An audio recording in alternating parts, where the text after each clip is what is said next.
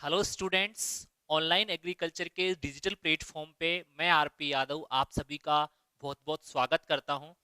Friends, आज अपन इस video में बात करेंगे एक सब्जेक्ट की जो आपके प्री पीजी और आपके जो आईबीपीएस एसओ और अदर कम्पिटिटिव जो एग्जाम्स हैं उसके लिए आपके लिए यूजफुल रहने वाला है।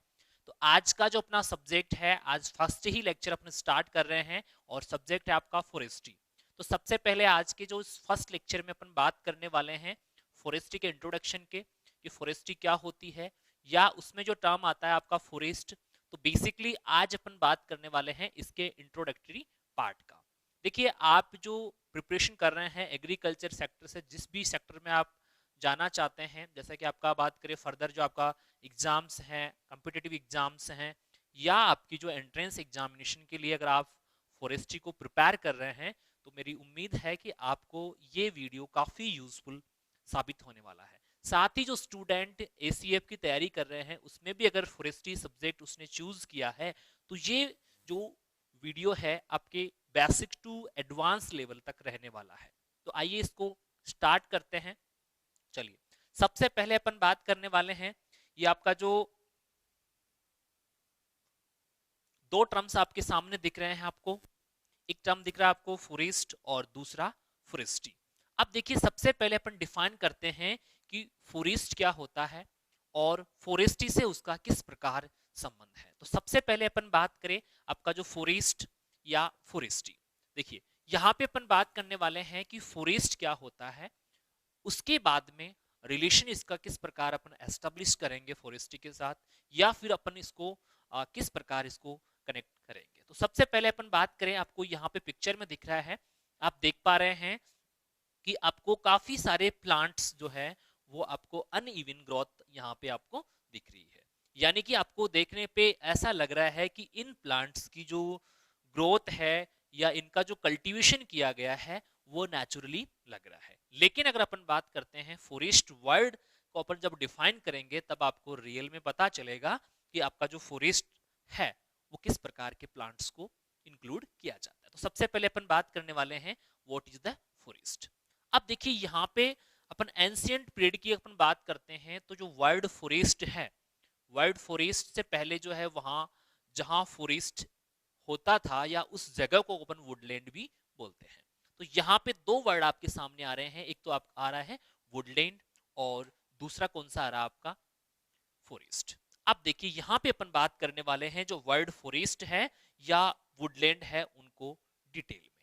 चलिए, यहां वर्ड दिख रहा है आपको वुडलैंड, दूसरा है आपका फॉरेस्ट। तो यहां पे डिफाइन किया गया है कि वर्ड वुडलैंड और फॉरेस्ट जो वर्ड है ड्राइव्ड फ्रॉम लैटिन वर्ड, यानी कि एंशियंट पीरियड से ये चल रहा है, लैटिन लैंग्वेज से ये वर्ड ड्राइव्ड है। और उसका मतलब अगर अपन देखते हैं तो मतलब आपके सामने निकल के आता है, ये वर्ड है इसका फॉरेस्ट, और इसका मतलब निकल के आता है outside of the village boundary. तो देखिए, थोड़ा सा आपको कहानी रूप में बताएं, जो ओल्ड एंशियंट पीरियड था तब आपके जो लोग रहते थे, तो बेसिकली वो क्या करते थे कि जो उनको फ्यूल वुड के रूप में या उनको जो लकड़ियों की आवश्यकता होती थी, तो उसके लिए बेसिकली वो विलेज बाउंड्री से दूर किसी प्रकार का वेजिटेशन ग्रो करते थे।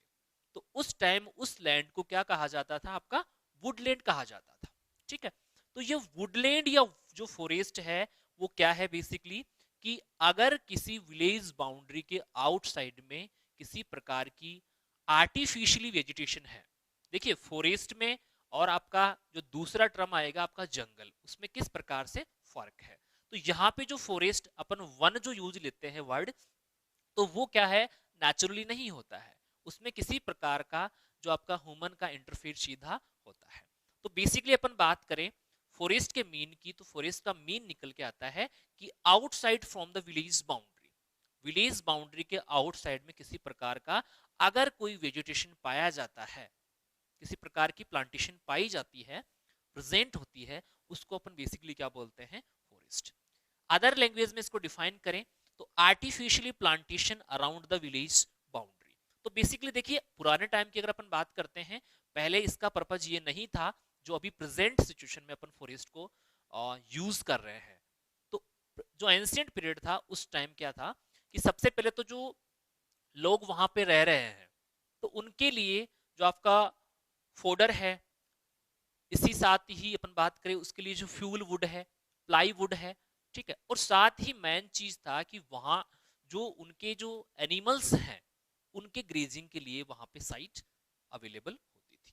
तो यहाँ पे अपन बात कर रहे हैं, आपको अच्छी प्रकार से समझ में आ गया होगा कि फॉरेस्ट और वुडलैंड जो वर्ड है वो इसको डिनोटेट करते हैं कि किसी प्रकार की विलेज बाउंड्री के आउटसाइड पे किसी प्रकार की आर्टिफिशियली वेजिटेशन अगर प्रेजेंट है, और वो आर्टिफिशियली किस लिए है, आर्टिफिशियली क्यों है, क्योंकि उसको जो ग्रो किया है वो किसी ना किसी रूप में आपके जो ह्यूमन बीइंग्स हैं उनके इंटरफेयर से वो ग्रो हुआ है, ठीक है।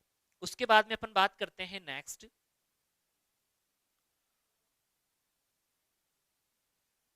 डेफिनेशन की। चलिए, डेफिनेशन की अगर अपन बात करें, डेफिनेशन निकल के आती है, और इसके देखिए अलग अलग साइंटिस्ट हैं, उन्होंने अलग अलग साइंटिस्ट के हिसाब से उसको जैसा लगा वैसी डेफिनेशन दी है, तो यहां उसको समझने की कोशिश करेंगे।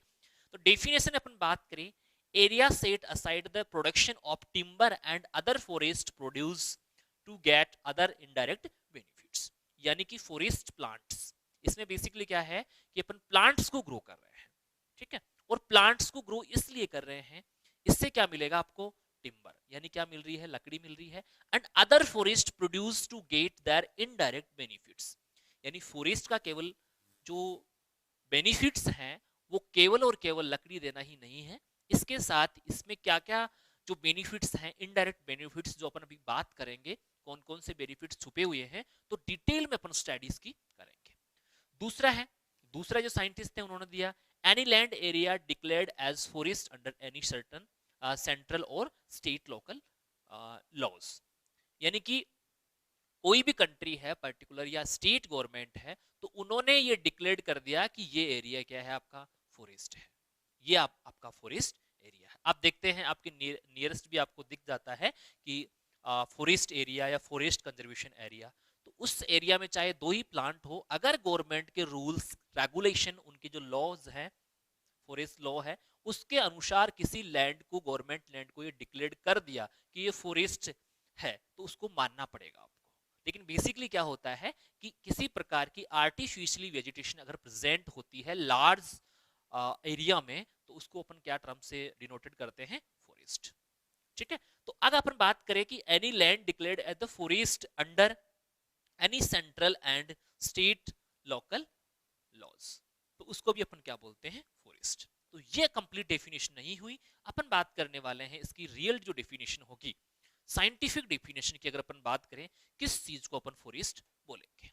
ऐसा नहीं कि चार प्लांट वहां पे प्रेजेंट है और उसको अपन फॉरेस्ट बोल दिया। तो साइंटिफिकली अगर अपन देखते हैं, आपका जो कंक्लूजन आप निकालते हैं कि बेसिकली किसको बोलेंगे अपन फॉरेस्ट, तो यहां अपन बात करने वाली है any an ecosystem dominated by extensive tree cover. देखिए, एक्सटेंसिव का मतलब क्या होता है और इंटेंसिव का मतलब क्या होता है, कि किसी एरिया में अगर लार्ज एरिया पे नंबर ऑफ प्लांट्स प्रेजेंट है, तो वो किस प्रकार का है, एक्सटेंसिव, ठीक है।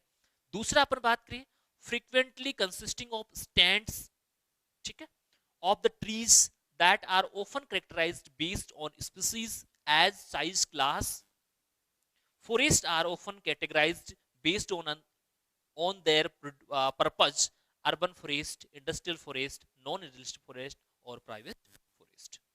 कुछ समझ में आया? चलिए, सबसे पहले अपन बात करेंगे कि किसी एरिया पे एक्सटेंसिव अगर प्लांटेशन प्रेजेंट है, जिनको ये आधार पे या जिसको अपन इस आधार पे पता लगा सकते हैं कि उनकी एज क्या है, उनकी क्लास क्या है, ठीक है, और उनको पर्पज के हिसाब से यूज किया जाता है। जैसे कि अपन बात करें अर्बन फॉरेस्ट, किसी अर्बन एरिया में प्रेजेंट है, इंडस्ट्रियल फॉरेस्ट किसी इंडस्ट्रियल एरिया के आसपास प्रेजेंट है, और नॉन इंडस्ट्रियल या प्राइवेट फॉरेस्ट जिसकी ओनरशिप होती है। आगे अपन बात करेंगे कि इसका क्लासिफिकेशन किस हिसाब से करते हैं। यहां समझ में आया कि किसी प्रकार का ऐसा इकोसिस्टम जहां पे कई प्रकार के प्लांट्स मौजूद है, अलग अलग एज के हैं, अलग अलग स्पीसीज ग्रुप के हैं, लेकिन वो क्या है, एक लार्ज एरिया को कवर कर रहे हैं, ठीक है। चलिए आगे अपन बात करें, दूसरा टर्म जो पॉपुलरली यूज लिया जाता है वो लिया जाता है जंगल को। और कुछ स्टूडेंट्स और कुछ लोगों का मानना है कि फॉरेस्ट और जंगल एक ही होता है। अब देखिए यहाँ पे आप अभी बोलेंगे कि नहीं ये तो अलग अलग होता है। ओके, यहां अपन बात करने वाले हैं जंगल जो है और फॉरेस्ट जो है, तो यहां पे अपन बात कर रहे हैं फॉरेस्ट। फॉरेस्ट को क्या बोलते हैं अपन? वन बोलते हैं। अब क्या आप मान सकते हैं कि जंगल और फॉरेस्ट एक ही चीज है? जिस प्रकार से आपका फॉरेस्ट एक लैटिन वर्ड है, फॉरेस्ट से बना है, और उसका मतलब क्या होता है? Outside from the village boundary, उसी प्रकार आपका जो जंगल टर्म है वो एक इंडियन टर्म है। और आप देख पाते हैं जैसे कि आपका प्री पीजी में जो क्वेश्चन आया है अभी, किसी लोकल लैंग्वेज का अगर वर्ड अपन बात करें तो उसका जो मीन है अपन नहीं निकाल सकते। तो जंगल बेसिकली क्या है? एक इंडियन टर्म्स है, और इसका मतलब क्या होता है यहाँ पे अपन बात कर रहे हैं। तो jungle is a Indian term, और किसको डिनोटेड कर रहा है? Naturally developed when having biodiversity. Biodiversity आप समझते हैं कि जहां पे कई प्रकार के प्लांट्स, कुछ छोटे प्लांट्स हैं, कुछ बड़े प्लांट्स हैं, कुछ ओल्ड प्लांट्स हैं, कुछ न्यू प्लांट्स हैं। ठीक है, यानी इस प्रकार की क्या होती है? डाइवर्सिटी वहां पे देखने को मिलती है। तो किसको बोल रहे हैं? इंडियन टर्म्स, नेचुरली डेवलप्ड, इसमें किसी प्रकार का ह्यूमन का कोई इंटरफेयर नहीं होता है। ठीक है, area where the plant are present naturally without any human interfere. तो जंगल को रिप्रेजेंट करने के लिए ह्यूमन का इंटरफेयर वहां पे नहीं होना चाहिए। दूसरा अपन बात करें, an uncultivated land occupied by the natural vegetation, ये इंपॉर्टेंट है यहाँ पे। ठीक है, कि ऐसा अनकल्टिवेटेड लैंड जिसमें नेचुरल वेजिटेशन प्रेजेंट है, किसी प्रकार का ह्यूमन इंटरफेयर उसमें नहीं है, और यहां पे आप बात करें with closed and partially closed canopy which provide shelter to wild life. Most important line है, यानी कि एक अनकल्टिवेटेड लैंड का पीस जहां पे किसी प्रकार का कोई ह्यूमन इंटरफेयर नहीं है, वहां किसी नेचुरल वेजिटेशन का पाया जाना, और वो जो वेजिटेशन है वो डेंस हो सकती है। देखिए डेंस किसको बोलते हैं? यहां पे अपन बात करें इस प्रकार के जो प्लांट्स हैं, ये आपका प्लांट्स हैं, और ये क्या होती है? इसकी क्राउन्स होती है। क्या होती है? ये क्राउन्स होती है, इसकी टहनियां वगैरह, पत्तियां वगैरह। तो इस प्रकार से क्या बनाती है? एक ये एक पर्टिकुलर एरिया को क्या करती है? कवर करती है। एक यूनिट एरिया को क्या कर रहा है? एक प्लांट कवर कर रहा है। तो इस प्रकार से अगर प्लांट पास पास में रहेंगे, दूसरा प्लांट यहां है, तो ये क्या हो जाएंगे? ये आपस में एक क्या बनाएंगे? कवरिंग तैयार करेंगे। तो यहां पे यही दे रखा है कि विथ क्लोज्ड और पार्शियली क्लोज्ड कैनोपी, इसको क्या बोलते हैं अपन? जो कवरिंग हो रही है उसको क्या बोलते हैं? कैनोपी। जितनी ज्यादा डेंसिटी होगी उसी प्रकार का फॉरेस्ट होगा, क्योंकि फॉरेस्ट का जो क्लासिफिकेशन है, मेनली जो फॉरेस्ट का क्लासिफिकेशन है based on their canopy density. तो ये क्या हुई है? प्लांट का जो कैनोपी है। ठीक है, तो या तो हो सकती है क्लोज्ड, हो सकती है, या क्या हो सकती है? पार्शियली हो सकती है क्लोज्ड। और साथ ही मोस्ट इंपोर्टेंट ये है कि एक आवास, एक जगह, एक ऐसा सुटेबल एनवायरनमेंट प्रोवाइड करवा रही है, किसको? वाइल्ड लाइफ को। वाइल्ड लाइफ आप समझते हैं ऐसे जो आपके एनिमल्स जिनका आप डोमेस्टिफिकेशन नहीं कर सकते। जैसे कि अपन बात करें, आप जो जंगली जानवर जिसको बोलते हैं। ठीक है, तो यहां पे आप इसको हिंदी में समझिएगा कि जंगल जो है वो एक ऐसा प्लेस है जहां पे किसी प्रकार का ह्यूमन इंटरफेयर नहीं होता, और बेसिकली वहां पे जो वाइल्ड एनिमल है, जंगली जानवर है, उनके रहने के लिए क्या मिलता है? उनको शेल्टर मिलता है, उनको आवास मिलता है। उसको अपन क्या बोलते हैं? जंगल बोलते हैं। ओके, चलिए आगे अपन बात करें। अब दूसरा टर्म आया है आपकी फॉरेस्ट्री। तो अभी अपन ने स्टार्टिंग में जो बात की थी कि फॉरेस्ट क्या होता है, फॉरेस्ट्री क्या होता है, तो अब अपन समझते हैं forest.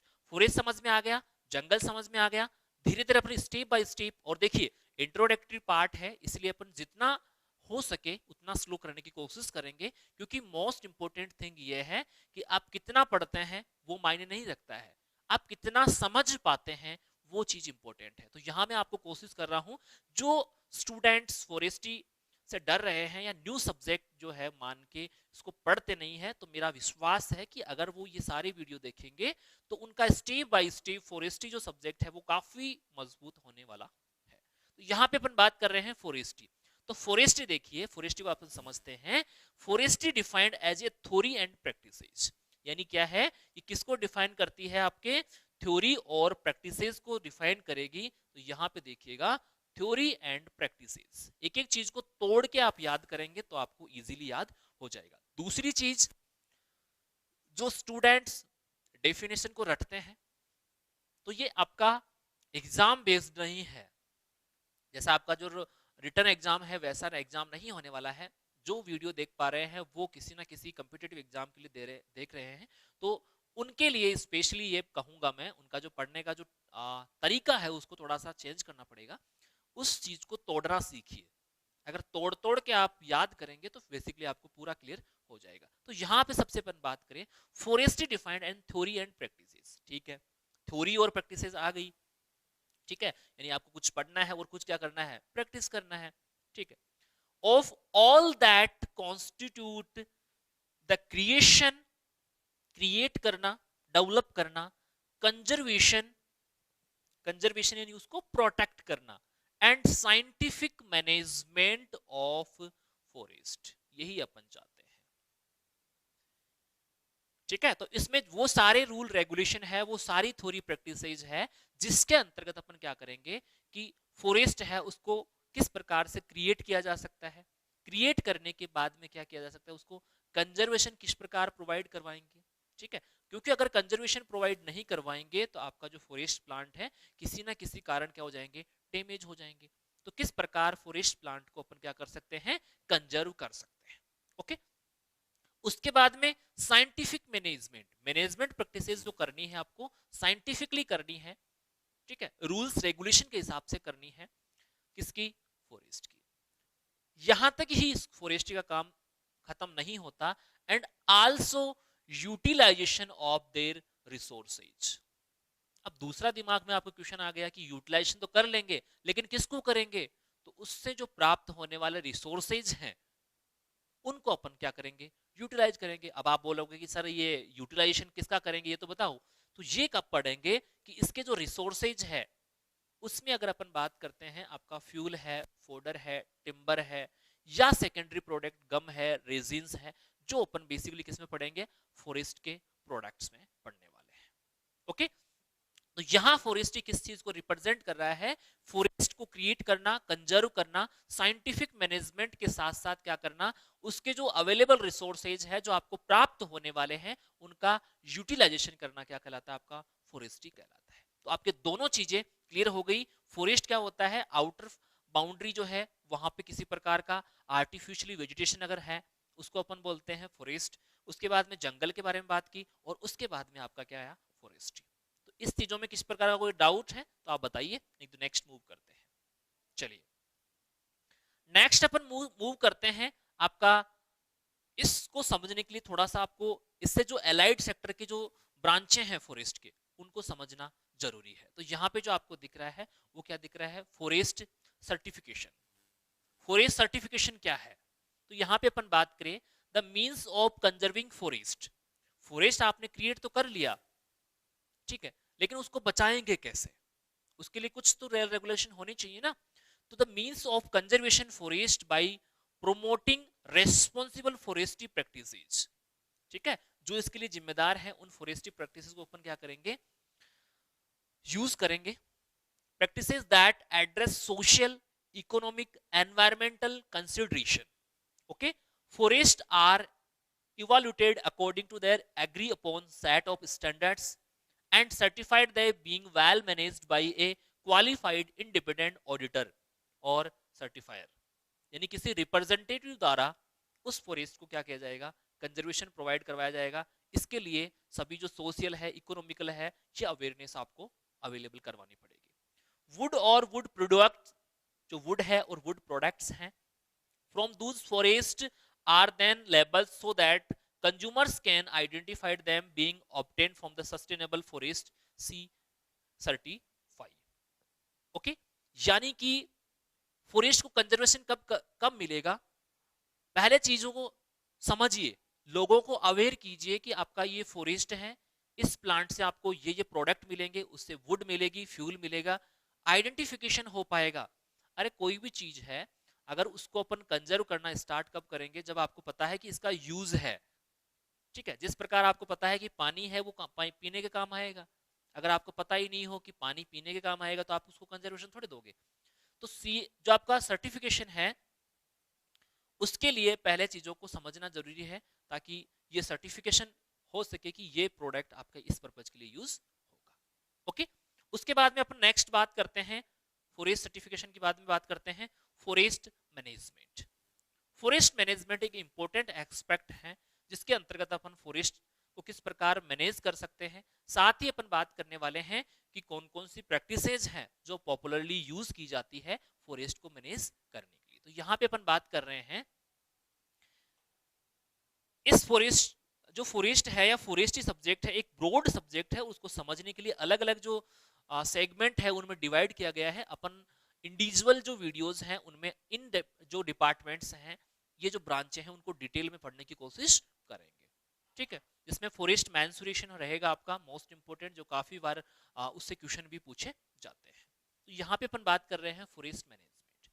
Forest management is the branch of forestry, forestry की ब्रांच है concerned with the overall administrative, economic, legal and social aspect with the essential scientific and technical aspect, especially silviculture, protection and forest regulation। यानी कि अपन बात करने वाले हैं कि इन forest management practices में स्पेशली एक एडमिनिस्ट्रेटिव होगा जिसके द्वारा अपन आपका सिल्वीकल्चर है, सिल्वीकल्चर बेसिकली क्या होता है, आपकी जो फॉरेस्ट प्लांट है उनको ग्रो करने का साइंस होता है, उसको क्या बोलते हैं अपन? सिल्वीकल्चर। उनको प्रोटेक्शन एंड फॉरेस्ट का रेगुलेशन, फॉरेस्ट को रेगुलेट करेंगे अपन, उसको यूटिलाइजेशन के लिए यूज करेंगे। उसके बाद में बात करें दूसरे टर्म्स में बात करें, it is the practical application of science. एक अपन पढ़ते हैं, दूसरा अपन करते हैं, तो ये आपका मैनेजमेंट क्या है, आपको करना है। तो it is the practical application of science, technique and economics of forest as at the production of some wanted result. ठीक है, आपको रिजल्ट चाहिए, इसके लिए आप क्या करेंगे? प्रैक्टिस का यूज करेंगे फॉरेस्ट को मैनेज करने के लिए। Also define as the application of business method and technical forestry principle to operation the forest property. आपका एक लीगल बेसिस पे अपन बात करें कि फॉरेस्ट है उसको किस प्रकार से अपन क्या कर सकते हैं? मैनेज कर सकते हैं। उसके बाद में उसको ऑब्जेक्टिव के हिसाब से, उसका जो पर्पज है उसके हिसाब से क्या कर सकते हैं? एक बिजनेस पर्पज के लिए भी अपन यूज कर सकते हैं। और आप देखते हैं प्राइवेट सेक्टर के कई प्रकार के जो फॉरेस्टर्स जिनको बोलते हैं वो आर्टिफिशियली क्या करते हैं? फॉरेस्ट को डेवलप करते हैं, उनको साइंटिफिक मैनेज करते हैं और उसके बाद में उनका जो प्रोडक्शन है उसको बिजनेस पर्पज के लिए यूज करते हैं। कई प्रकार के प्रोडक्ट्स, कई प्रकार की जो मशीनरी है बेसिकली जो वुड क्राफ्टेड होती है उसमें उसका यूज करते हैं। ठीक है, तो इसमें अपन क्या बोलते हैं? इसको फॉरेस्ट मैनेजमेंट। इसके बाद में बात करें फॉरेस्ट मैनेजमेंट को, तो फॉरेस्ट मैनेजमेंट में और क्या इंक्लूड है? This include management of aesthetic. Aesthetic आप समझते हैं कि किसी भी प्रकार की सुंदरता प्रोवाइड करवाने के लिए अपन बोल सकते हैं ब्यूटिफिकेशन बोल सकते हैं, तो इसके लिए भी अपन क्या कर सकते हैं? फॉरेस्ट को मैनेज कर सकते हैं। आप देखते हैं कभी आप घूमने जाते हैं तो आप देखते हैं आपको जो नेचुरल व्यू जो दिखता है या आपका नेचुरल जो वेजिटेशन दिखती है, तो वहां एक एस्थेटिक व्यू क्रिएट होता है। तो this include management of aesthetic, fish recreation, urban values, water, wide range, wild life, would products, forest genetic resources and other forest resources values. तो फॉरेस्ट मैनेजमेंट के अंतर्गत उसके एस्थेटिक व्यू के लिए उसको प्रोटेक्ट करना, इसके साथ साथ ही उसका जो जेनेटिक रिसोर्सेज है उसको प्रोटेक्ट करने के लिए आप देखते हैं कि जो आपके फूड है, वुड जो है उसको प्रिजर्वेशन में रखा जाता है। और फिर आप देखते हैं जो आपका आप ऐसी साइट्स पे जाते हैं जहाँ पे पुरानी वेजिटेशन प्रेजेंट है, तो वहाँ पे ये आपको प्रिजर्व के रूप में आपको मिलते हैं। ठीक है, management can be based on the conservation. Management किसका बेसिस पे हो सकता है? कंजर्वेशन के बेसिस पे हो सकता है, इकोनॉमिक्स के बेसिस पे होता है और मिक्सचर ऑफ बोथ। ठीक है, इसी प्रकार बात करें techniques include timber extraction, timber अपन अलग करते हैं। Planting and replanting of various species, cutting roads and pathways through the forest and preventing fire. ठीक है, फॉरेस्ट की जो फायर प्रॉब्लम होती है, कभी कभी आग लग जाती है नेचुरली, जैसे आपका रिसेंटली अपन बात करें जो ऑस्ट्रेलिया के जंगलों में आग लगी थी, तो उस प्रकार की प्रैक्टिस को या उस प्रकार की प्रॉब्लम्स हैं उनको फेस ना करना पड़े, इसके लिए अपन क्या कर सकते हैं कि जो रोड साइड है वहां पे प्रॉपरली क्या करते हैं, कटिंग करते हैं, जो टिम्बर है उसको एक्सट्रैक्ट करते हैं वहां से, ताकि उसको यूटिलाइज किया जा सके। चलिए ठीक है, तो समझ में आ रहा है आपको फॉरेस्ट मैनेजमेंट। उसके बाद में अपन बात करने वाले हैं फॉरेस्ट मेंशुरेशन। देखिए मोस्ट इंपोर्टेंट, वैसे तो अपन बात करेंगे इसका एक इंपोर्टेंट सेगमेंट अपन बोल सकते हैं, और इस टॉपिक से हमेशा जो क्वेश्चन पूछे जाते हैं, जैसे आपके प्री फिजी में हमेशा क्वेश्चन पूछे जाते हैं, जैसे इस प्रकार इस बार भी जो आपका प्री फिजी का एग्जाम हुआ उसमें पूछा गया है। तो फॉरेस्ट का जो मेंसुरेशन होता है, मेंसुरेशन अपन यूज लेते हैं उसके मैनेजमेंट के लिए, साथ ही उसका मेजरमेंट के लिए। यानी कि जो भी आपका फॉरेस्ट प्रोडक्ट है, प्रोडक्ट के रूप के आपको क्या मिलेगा, जो प्लांट से जो वुड मिलेगी, ठीक है, तो उसका अपन को क्या करना पड़ेगा, उसका मेजरमेंट करना पड़ेगा, उसकी वॉल्यूम कितनी जनरेट हुई है, कितना बायोमास है, कितना जो उसका स्टेम है उसका डायमीटर है, डायमेंशन क्या है उसका। ठीक है, तो ये सारी चीजें अपन किसके अंतर्गत पढ़ते हैं, आपका forest mensuration. Most important topic है जिसको अपन लगभग डिटेल से पढ़ेंगे तो आपके 5 या 6 वीडियोस में कंप्लीट होगा फॉरेस्ट मैंसुरेशन। तो यहाँ पे अपन बात कर रहे हैं forest mensuration deals with the measurement of forest produce. और फॉरेस्ट प्रोड्यूस में अगर अपन बात करते हैं, उनको मेजरमेंट करने के लिए उनको अपन क्या करते हैं, मेजर करते हैं, उनकी हाइट को, उनके डायमेंशन को, उनकी जो गिर्थ है उसको। इसी प्रकार जो सेकेंडरी प्रोडक्ट्स हैं, आपको रेजिन्स मिलेगा, आपको जो गम मिलेगा, कितना मिल रहा है, कितना यूनिट एरिया से कितना मिल रहा है, प्रोडक्टिविटी कैसे निकालेंगे, तो ये सारा जो प्रैक्टिस किसमें करते हैं अपन, फॉरेस्ट मैंसुरेशन। तो यहाँ पे अपन बात करें डिटर्मिनेशन ऑफ डायमेंशन, जो ट्री का है डायमेंशन, जिसमें अपन बात करें हाइट, डायमीटर, वॉल्यूम, ईटीसी। तो वॉल्यूम को क्रिएट करना, कैलकुलेट करना, डायमीटर है, हाइट है, और यहाँ पे देखिए, यहाँ पे अपन डायमीटर की बात करें, यहाँ पे एक क्वेश्चन आता है आपका डीबीएच। ठीक है, डायमीटर एट ब्रेस्ट हाइट। ठीक है, यानी कि स्टेम का जो ब्रेस्ट होता है उसका डायमीटर वहीं से निकाला जाता है। तो डीबीएच के लिए अगर अपन बात करें तो इंडिया जो है उसमें जो आपका एफपीओ है उसके अनुसार उसका जो डीबीएच अपन लेते हैं वो कितनी हाइट पे लेते हैं, 1.3 मीटर पे लेते हैं। और ये क्वेश्चन आपके प्री पीजी एग्जाम में पूछा गया था, प्री पीजी 2019। ओके, उसी प्रकार अपन बात करें तो आपका जो डायमेंशंस अपन लेते हैं, आप जो हाइट ले रहे हैं, तो उसको standard wise A B C grade दिया जाता है। ठीक है, कि ये ए ग्रेड का है, ये बी ग्रेड का है, ये सी ग्रेड का है। तो उसके अनुसार जो आपके अलग अलग जो इंस्टीट्यूट है, फॉरेस्ट इंस्टीट्यूट है, फॉरेस्ट एजेंसी है, उनके द्वारा एक स्टैंडर्ड जो साइज दी गई है, जिसमें अपन बात करें 5, 15, 20 सेंटीमीटर की अगर अपन बात करें, तो उनका वॉल्यूम, उनका जो डायमीटर है उसके आधार पे अपन पढ़ते हैं। तो ये मोस्ट इंपोर्टेंट पॉइंट है, इसको अपन डिटेल में पढ़ेंगे। ठीक है, उसके बाद में बात करें फॉरेस्ट यूटिलाइजेशन। फॉरेस्ट यूटिलाइजेशन एक मोस्ट इंपोर्टेंट प्रैक्टिस के रूप में यूज होता है। तो पहले चीजों को समझना, उसके बाद में फॉरेस्ट को आइडेंटिफाई करना, क्योंकि आप यूटिलाइज कब करेंगे, जब आपको पता होगा कि ये फॉरेस्ट प्रोडक्ट है और उसको यूटिलाइज किया जा सकता है। चीजों की समझ आवश्यक है कि आपका वुड है किस पर्पज के लिए यूज हो सकता है। इसी प्रकार जो और प्रोडक्ट्स हैं, बेसिकली अभी अपन जो बात करने वाले हैं, जिसमें अपन फॉरेस्ट प्रोडक्ट जो है उनको डिटेल से पढ़ेंगे, उसमें कुछ मेजर प्रोडक्ट होंगे, कुछ माइनर प्रोडक्ट होंगे। तो जब आपको पता चलेगा कि ये प्रोडक्ट इसके लिए यूज हो सकता है, तभी तो आप क्या करेंगे, यूटिलाइजेशन करेंगे। तो इस ब्रांच को क्या बोलते हैं अपन, फॉरेस्ट यूटिलाइजेशन। तो यहाँ पे अपन बात करें, it is branch of forestry concerned with the harvesting. Okay, harvesting का मतलब होता है डिटेच करना वहां से, मदर प्लांट से, या जो जगह जहां से प्लांट उगे हुए हैं वहां से उसको हटाना। Okay, conservation. तो अब देखिए यहाँ पे अपन देखेंगे किस प्रकार अपन हार्वेस्टिंग करते हैं। और किसी फॉरेस्ट प्लांट को अगर अपन लगातार हार्वेस्टिंग कर रहे हैं तो वहां पे क्या हो जाएगा, फॉरेस्ट क्या हो जाएगा, खाली हो जाएगा, फॉरेस्ट प्लांट कम हो जाएंगे। तो इसमें अपन ऐसे पैकेज और प्रैक्टिस भी पढ़ेंगे जिसके अंतर्गत जैसे जैसे अपन हार्वेस्टिंग करते हैं वैसे वैसे अपन क्या करते हैं, रीजनरेशन या रीजनरेशन ऑफ फॉरेस्ट। तो ये सारे मेथड इसमें पढ़ते हैं। दूसरा कंजर्वेशन, उनको कंजर्वेशन किस प्रकार प्रोवाइड करवाएंगे। Disposal and use forest produce, जो बायो प्रोडक्ट होंगे उनको किस प्रकार से डिस्पोज करेंगे, उनको किस प्रकार से हटाएंगे वहां से, ठीक है। तो इस प्रकार अपन फॉरेस्ट का कंप्लीट डिटेल या फॉरेस्ट इंट्रोडक्शन किस प्रकार उसका यूटिलाइजेशन करते हैं, किस प्रकार उसका मेजरमेंट करते हैं, इसकी चीजों को समझने की कोशिश कर रहे हैं। उसके बाद में बात करते हैं कि ये सारा जो लफड़ा जो कर रहे हैं अपन, फॉरेस्ट को उगा रहे हैं, काट रहे हैं, यूज ले रहे हैं, क्यों ले रहे हैं, कोई तो इंपोर्टेंस होगा।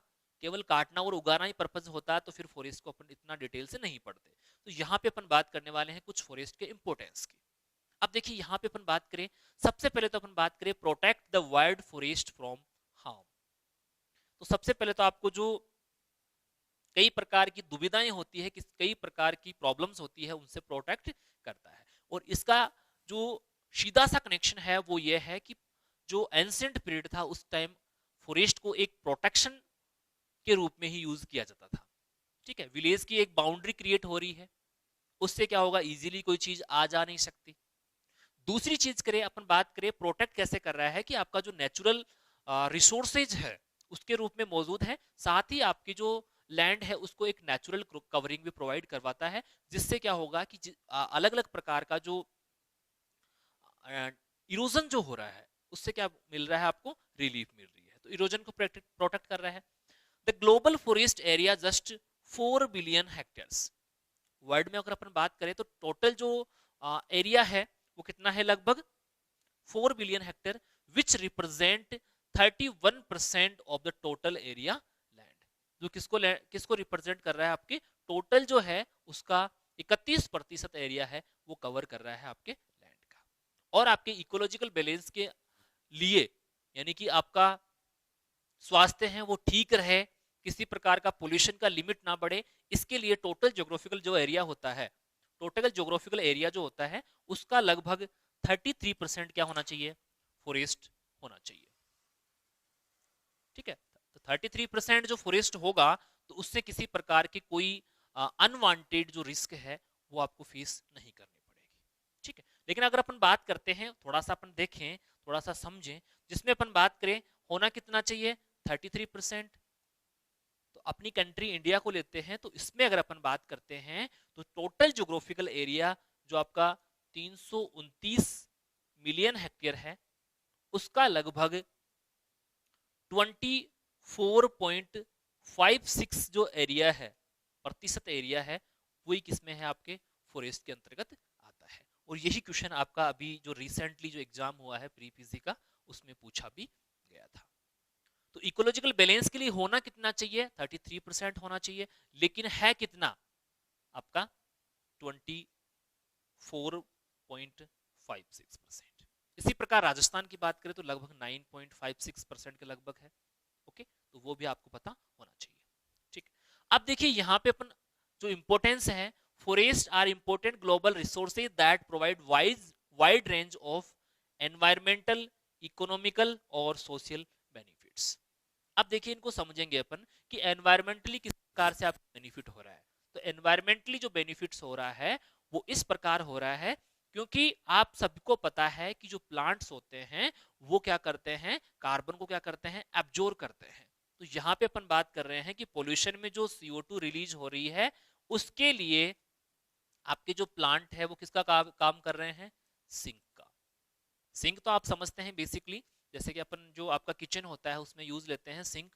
तो उससे क्या होगा कि जितना भी ग्लोबली आपका जो CO2 जनरेट हो रहा है उसमें various kind of industries, automobiles ये है, तो उनसे जो जनरेट होने वाला CO2 है वो आपके एक जगह जाके आपके जो प्लांट्स हैं, बेसिकली फॉरेस्ट प्लांट है, वो उसको सिंक के रूप में, या उनका सिंक जो है क्या है आपके फॉरेस्ट प्लांट, तो वो उसको क्या करेंगे, एब्जॉर्ब करेंगे, और एब्जॉर्ब करेंगे तो आपका एनवायरनमेंट क्या हो जाएगा, क्लीन हो जाएगा। इसी प्रकार अपन बात करें जो क्लाइमेट चेंज एक्सपेक्ट है आपके, और क्लाइमेट चेंज के लिए आपका जो रेस्पॉन्सिबल है वो है ग्लोबल वार्मिंग, और ग्लोबल वार्मिंग का जो मेन रीजन है वो है ग्रीन हाउस इफेक्ट। और ग्रीन हाउस इफेक्ट की बात करते हैं तो उसका मेन जो पॉइंट्स हैं या अपन कह सकते हैं जो रीजन है वो क्या है आपके एनवायरमेंटल पोल्यूशन। तो पोल्यूशन जितना ज्यादा लेवल से होगा उतना ही क्या होगा आपका ग्लोबल, आपका जो ग्लोब है, आपकी जो अर्थ है वो क्या होगी, वार्म होगी, और वही रीजन का क्या क्या बनता है आपका क्लाइमेट चेंज। तो क्लाइमेट चेंज जैसी चुनौतियों को क्या कर रहा है, ये प्रोटेक्ट कर रहा है, उनसे बचा रहा है। दूसरा अपन बात करें इकोनॉमिकली। अब देखिए इकोनॉमिकली किस प्रकार है, इकोनॉमिकली इस प्रकार है कि आपका जो इकोनॉमिक स्टेटस इंप्रूव होगा वो किस प्रकार से होगा, क्योंकि आपको फॉरेस्ट से क्या मिल रहा है, प्रोडक्शन मिल रहा है। तो फॉरेस्ट का जो प्रोडक्शन है जिसमें टिम्बर है, फ्यूल है, प्लाईवुड है, और सेकेंडरी प्रोडक्ट्स में अपन बात करें वेरियस काइंड ऑफ प्रोडक्ट्स आपको मिल रहे हैं। तो उनका जब आप यूटिलाइजेशन करेंगे, उनको आप मार्केट में सेल करेंगे, तो आपको क्या मिलेगा, जो मनी है उसको अर्न करने का एक विकल्प आपको दिखेगा। तो दूसरा एक्सपेक्ट क्या हो गया आपका, एनवायरमेंट, इकोनॉमिक। ओके, उसी प्रकार अपन बात करें सोशल बेनिफिट्स। सोशल बेनिफिट्स की अगर अपन बात करते हैं तो सोशली क्या होगा कि एक तो आपके जो आप देखते हैं अलग अलग जगह पे देखते हैं कि जो भी वेजिटेशन प्रेजेंट है वहां एक अलग ही सोशल स्टेटस क्रिएट होता है, या उस लैंड का क्या होता है, एक अलग ही मूल्य होता है। दूसरा अपन बात करें कि अगर आप उसको आर्टिफिशियली, जैसे कि आजकल काफी ट्रेंडिंग में चल रहा है एग्रो फॉरेस्ट्री, तो एग्रो फॉरेस्ट्री अगर आप अपने फील्ड पे ग्रो करते हैं तो उससे आपका जो सोशल इंपोर्टेंस है या सोशल स्टेटस है वो आपके जो सोशल लोग है उनकी तुलना में क्या होगा, आपका ज्यादा होगा। और दूसरा सीधी सी बात है कि किसी फार्मर का, या फार्मर के पॉइंट ऑफ व्यू से बात करें तो किसी प्रकार का अगर वो वेजिटेशन इसको ग्रो करेगा तो उसकी इकोनॉमी की अगर आप क्या होगी, इंप्रूवमेंट होगी, तो उसके साथ साथ ही क्या होगा, उसका सोशल इंपोर्टेंस है, सोशल स्टैंडर्ड है, वो भी क्या होगा, इंक्रीज होगा। ओके, तो ये क्या है, इसके मेनली इंपॉर्टेंट एक्सपेक्ट हैं, या अपन कह सकते हैं इंपॉर्टेंट इसके इंपॉर्टेंस है, जो क्या बनाते हैं फॉरेस्ट को एक इंपॉर्टेंट रोल प्ले करने के लिए या इंपॉर्टेंट रोल के रूप में आप पढ़ रहे हैं। और बेसिकली आप देखते हैं कि जो पहले जो था आपका कि एग्रो फॉरेस्ट्री या फॉरेस्ट्री जो सब्जेक्ट है आपके सभी स्टूडेंट के लिए कंपलसरी नहीं था, लेकिन जो आपका डीन कमेटी का रिजल्ट आया उसके बाद में सभी एग्रीकल्चर यूनिवर्सिटीज ने ये डिसाइड किया है कि आपको फॉरेस्ट्री सब्जेक्ट पढ़ाया जाना चाहिए। तो उसका रीजन यही है कि आप फॉरेस्ट प्लांट का, जिस प्रकार आप एग्रोनॉमी क्रॉप ग्रो करते हैं, जिस प्रकार आप हॉर्टिकल्चर क्रॉप्स जो ग्रो करते हैं, तो उनसे जो बेनिफिट मिल रहा है वो आपको फॉरेस्ट प्लांट से भी मिल रहा है। और साथ ही दूसरी चीज यह है कि उसमें किसी प्रकार के कोई डिसऑर्डर, कोई आपको साइंटिफिक मैनेजमेंट, किसी प्रकार की कोई टेक्निकल जो नॉलेज है उसकी आवश्यकता नहीं है। लेकिन दूसरी चीज ये एक रीजन है कि आप उसको क्यों अडॉप्ट नहीं कर पा रहे हैं, क्योंकि अडॉप्ट इसलिए नहीं कर पा रहे हैं क्योंकि आपको क्या नहीं है, अवेयरनेस नहीं है।